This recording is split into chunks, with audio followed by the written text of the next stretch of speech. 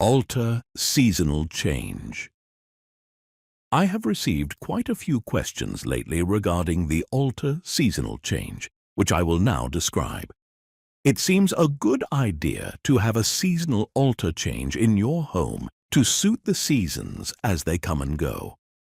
I change my altar decorations throughout the year.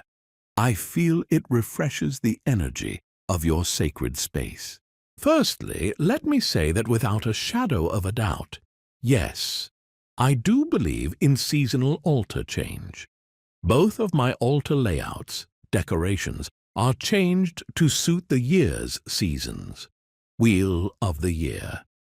This, of course, is a personal choice, as we are all free to do as we wish with our lives, and the altar is no exception to this rule.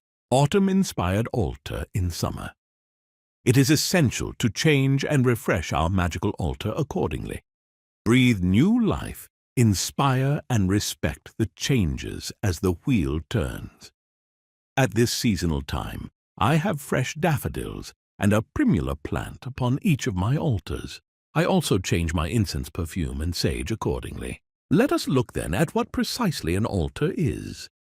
One could describe the altar as the very heart of our craft worship, a place to feel safe in our magical space. I class my altars as the places I visit to conduct my ceremonies, my rituals, a place to ground and center, a place to construct and cast spells, a place to scry, to worship the elements, the god and goddess, a place to feel connected in one way, shape, or form, a place to have everything at hand to enhance my magical workings.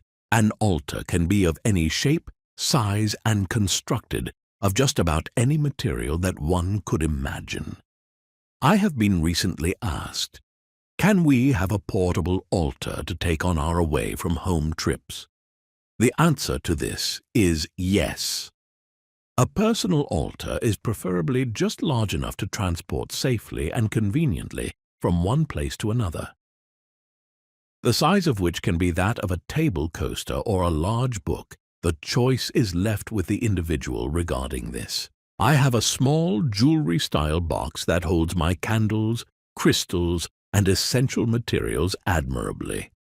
One of my students transports her portable altar using a briefcase, so as you can see, we need not be isolated to the home regarding our altar and place of worship.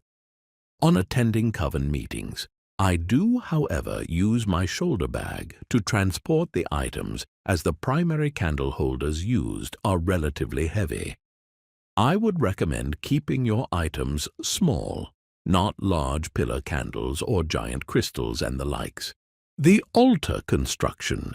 Please avoid rushing out and buying the most expensive shop-bought altar, as I refer to them. I can appreciate that the beginning of your magical journey as a seeker can be exciting, but I have often suggested that you initially keep it basic. Use an item from your home like an old coffee table. This can be decorated to suit your style. I would suggest this route because I believe that an altar that has been designed by yourself for yourself holds personal power from within. Should you wish to purchase a shop altar, always consecrate it before use, as with any other altar. This is a process carried out to disperse any negative influences attached to the altar, which could influence your magical workings for the first time. A few words of caution as regards working with your altar. As you are going to be working with the element of fire candles, incense, and other combustible materials, remember, always take great care when working with your lit candle. Easy. Never hang net curtains near your altar if you choose to work near a window. Cover your altar with a flame-resistant material should you wish to cover it. Always be careful with hot candle wax. Place your altar well away from children.